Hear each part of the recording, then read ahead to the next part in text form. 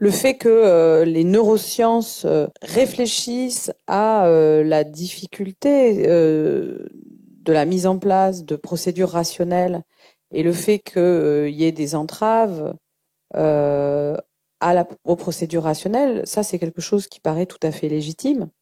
Il y a un auteur sur lequel je travaille beaucoup depuis des années qui est Nietzsche, qui a montré il existait une tendance à ne pas savoir, une tendance à refuser de voir, une tendance à inventer des fictions de toutes sortes, à reconnaître le déjà là devant le nouveau. Nietzsche s'est passionné pour toute cette production d'erreurs qui est au cœur des opérations de connaissance.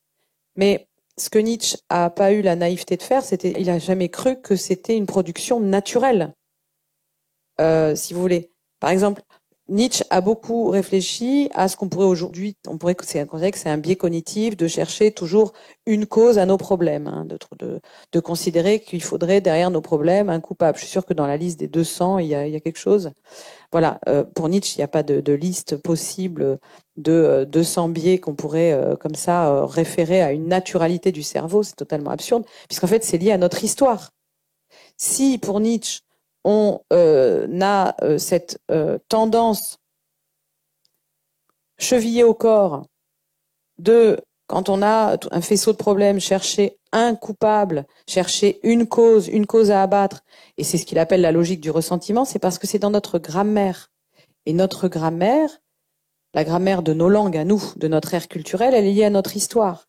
Elle est liée à une culture. Donc ce n'est pas, si vous voulez, une tendance native. Donc il a réfléchi au fait qu'on avait, pour reprendre leur vocabulaire, des tendances. On était tous porteurs de tendances à biaiser les raisonnements, bien sûr, ça, bien entendu.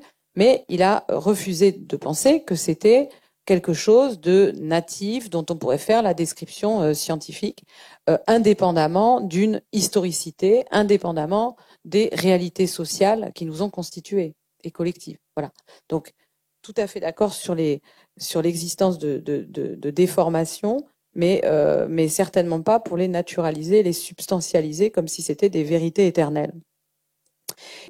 Dans l'idéologie des biais, on naturalise, on substantifie des biais, on est prêt à dire qu'il y en a 200, ou avec le progrès des sciences, on va peut-être en trouver 300, mais enfin, bon, on a cette espèce de fantasme d'avoir des choses qui seraient des réalités comme ça, substantielles, éternelles.